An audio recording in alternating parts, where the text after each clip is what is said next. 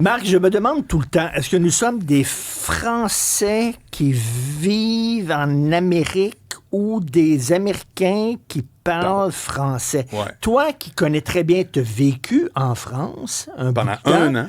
tu vas souvent en Floride. J'ai même eu un condo là-bas. Puis c'est très vrai. Tu connais les deux. Je pense. Alors, je peux me prononcer. Parle-moi de ça. Bon, je vais te faire part de mes deux expériences, des choses que j'ai vues récemment, OK? Après, je vais y aller, j'ai une super théorie pour toi sur c'est quoi fondamentalement, culturellement, la différence entre être un Nord-Américain ou un Français. Maxime Trouleau, t'écoute, là. Il est en régie, c'est un Français. Bon, ben, il va être content. Il vient de France. Il va être content, tu vas voir. Je pense qu'il va être d'accord et toi aussi. D'abord, il faut que je te fasse part. Je suis allé, moi, une semaine voir ma sœur à Pompano, en Floride, qui habite là, dans le temps des fêtes. Et je veux tout de suite te dire une chose qui m'a énormément surpris. De un, c'est la fièvre de Donald Trump, la Floride. T'es d'accord avec moi? Ben oui. Aucune trace de Donald Trump. Rien? Je te jure. T'as pas vu des casquettes MAGA, des... Richard, écoute-moi. Je patrouillais en vélo tous les jours jusqu'à Fort Lauderdale. Je fais tout le temps une ride. Pas une fois j'ai vu un indice de Donald Trump. Mais attention, c'est même pas ça qui m'a le plus surpris. Presque aucun drapeau américain. Ça, c'est rare. C'est la première fois de ma vie que je remarque qu'il n'y a pas... Il y a tout le temps, les autos ont un petit drapeau, un peu comme nous autres ici, les Canadiens. Des drapeaux, ces balcons, des drapeaux partout. Écoute, j'ai dû en voir. Mais pour que je remarque que j'en voyais si peu, il se passe quelque chose... C'est spécial. Je pense qu'il y a une petite gêne chez les Américains moyens, incluant ceux de la Floride. Ils sont moins fiers qu'ils étaient. Je crois. Parce que pendant l'élection, je me souviens d'avoir vu le plus gros drapeau au monde. C'était pas marqué pro-Trump, c'était marqué « fuck Biden ». Je trouvais ça tellement vulgaire.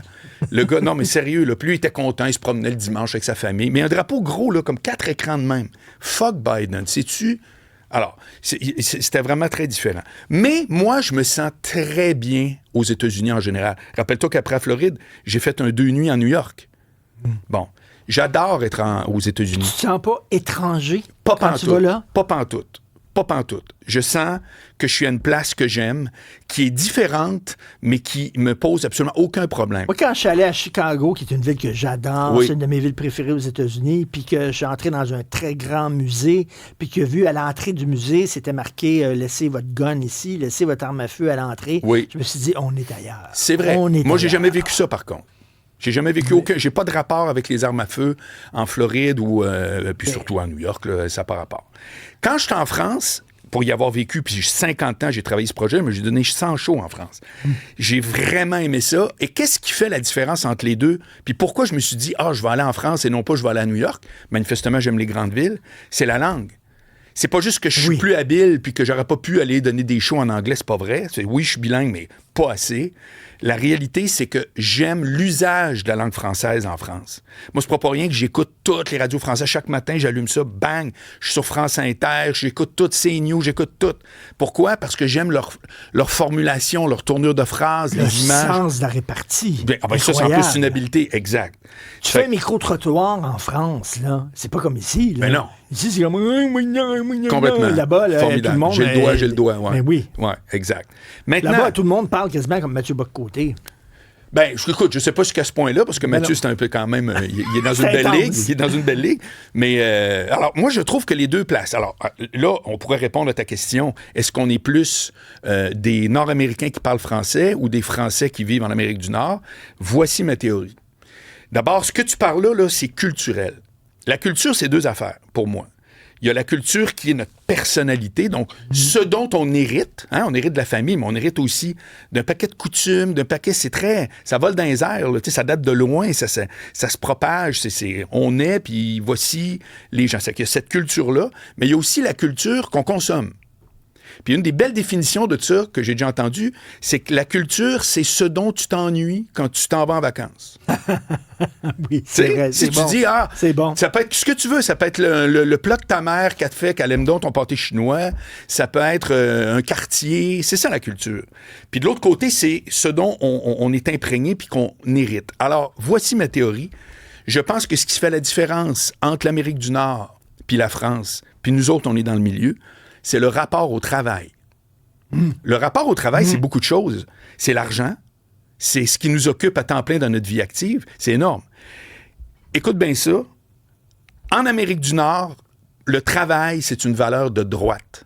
En France, c'est une valeur de gauche. Qu'est-ce que ça veut dire, ça? Ça veut dire qu'ici, le travail, c'est la méritocratie. C'est plus tu travailles, mieux ça va aller. On se réalise à travers le travail. Tu sais, les gens, là, c'est rare qu'ils prennent une job juste pour dire qu'ils vont chercher un chèque. La c'est mobilité sociale, tu peux passer d'une classe à l'autre. Et c'est le travail. C'est pas juste, je suis allé à l'école, après, c'est juste le début. C'est des valeurs de droite, qu'on dit de droite. À gauche, c'est quoi? Une valeur de gauche, le travail, c'est-à-dire qu'il y a un antagonisme avec le patron. Le patron est méchant. Moi, j'ai déjà lu à un moment donné un article, j'ai fait crime, j'ai tout compris, qui disait, on s'est jamais, en parlant étant les Français, on s'est jamais remis encore de la Révolution française. Il y a encore un schisme où c'est que t'as le vilain patron puis le pauvre employé opprimé, tu comprends? C'est pas pour rien qu'ici, c'est la place avec le plus de syndicats. Qu'est-ce que t'en penses? C'est parce qu'on arrive... français. Mais c'est français total. Donc, c'est une valeur de gauche, c'est-à-dire que le travail est supposé servir l'employé. Ici, souvent, le travail, tu sers l'entreprise. Puis ça a l'air qu'au Japon, c'est 15 fois pire. C'est vrai. Je trouve que c'est ça qui fait la grosse différence, c'est notre rapport au travail. Autre puis on est entre les deux. C'est vrai. Autre différence majeure. Les relations d'amitié. Les Américains sont les grands enfants. Les Américains deviennent ton meilleur ami tout de suite, facilement. Tes rencontres en vacances, là. Oh mon Dieu, Mark, you're my friend, Mark.